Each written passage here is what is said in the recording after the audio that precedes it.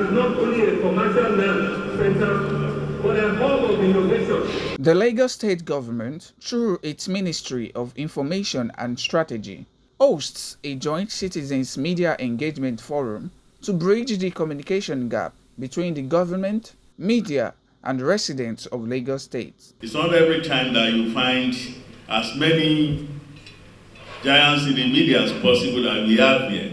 Presided over by the Commissioner for Information and Strategy, Mr. Gbenga Omotosho, the event features key government officials, including Permanent Secretary, Mr. Olumide Shogunle, and Senior Special Assistants to the Governor, Mr. Jubril Gawat and Mr. Gboyega Akoshile. It also brings together media experts and citizens for meaningful dialogue. But all of this is not just happenstance. It's all about careful planning. Lagos has an agreement with about five organizations, the York, Ogidi, and Ebony, AMA, training our young people who are interested in the creative industry.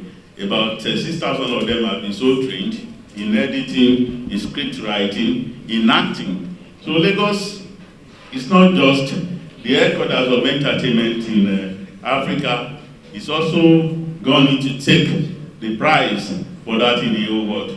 So like I said, I will not want to continue to talk about all of these achievements, which you already know. We will package them very well and send to you electronically so that you can study it. The forum provides an interactive platform for citizens and the press to raise concerns and propose solutions. Everybody has their eyes on us. They want to know what we are doing. They want to know where we are going. And it is you who are just our first friends, if I can put it that way, that will help us propagate the gospel. Lagos State government has a blue line, it has a red line, it's looking forward to a green line and also a purple line. So we want to give the media advanced information of what the Sanwo-Olu administration is doing. So, and I want us to be open, sincere with us. If we are doing well, tell us. If we are not doing good enough, let us know. And most importantly, please give us suggestions because you live amongst the people. Tell us what the people want the government to do. And the Honorable Commissioner will take the feedback to the Executive Council, and Lagos State government will do better for its people. Now, if we write the story, you tell us we are writing most of the story. There is a need for the team to relate well with the agencies and ministries. Look at the way the issue of the token benefit was handled. There is no information from the ministry that can help journalists. Addressing the challenges of traffic congestion and overpopulation, Mr. Omotosho announces the Lekki-Epe Airport project as part of efforts to reduce pressure on the Murtala Mohammed International Airport. He also highlights initiatives like the Omi bus for waterway transportation, the new train system, and the Lag Ride project for efficient road transport. So in Lagos, we've been able to bring together 3 modes of transportation. If you want to go by rail today, from Agbado all the way to Igwe, the heart of mainland, the journey that used to cost about 3 hours of bumping, 3 hours of sweating, 3 hours of rolling. Today, it's just about 35 minutes of a smooth ride, air-conditioned ride, and joyous ride. And if you want to go by water, as I have said, from Ikorodu to the island, it can take about 35 minutes. So many routes have been opened on the waterways, and so many jetties have been built. As of the last count, about 16 of them were ready for commissioning.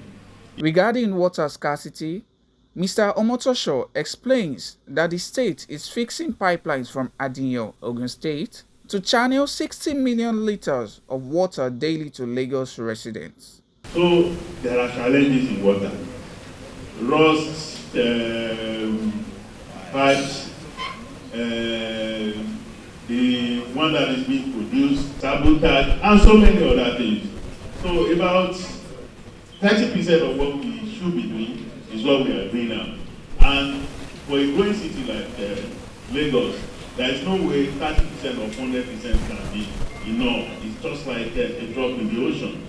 But what we are trying to do now, which we are already doing, is to see some of the mini water works that we can rehabilitate. He further reviews plans to install 32,000 street lights across local government areas, a move aimed at enhancing security and boosting the nighttime economy. Whenever you have light, the public light system, then the street lights can come on. But this does not, it's not that working as it should be working, because several times you hear about grid collapse, you hear about vandalism in so many places, and on like that. So the public system is not serving the street lights very well. So what do? We now said, let us use solar. As the forum concludes, Mr. Omotosho calls for stronger collaboration between the government, private sector, and citizens to achieve sustainable development. He underscores the Lagos State government's commitment to transparency, inclusivity, and effective governance. You know, it's not something that government alone can do. That is why we invite the private sector to invest in that sector, because it is very large. It is very huge. Now it is 60 to 40%, 60% for capital, while you have about 40% for recurrent. So what that means for you is that, for us in Lagos, is that the governor is looking at improving a whole lot of infrastructural development. 2025 is going to be an exciting time in Lagos, and Lagosians are going to have more of all the good things that Mr. Sanwo-Olu, as the governor, has been doing. This forum ensures Lagosians remain actively engaged in shaping their future, joining Governor Babajide Sanwo-Olu's administration in building a more sustainable and livable Lagos. For the hub of innovation, and hub for culture, and sustainable development.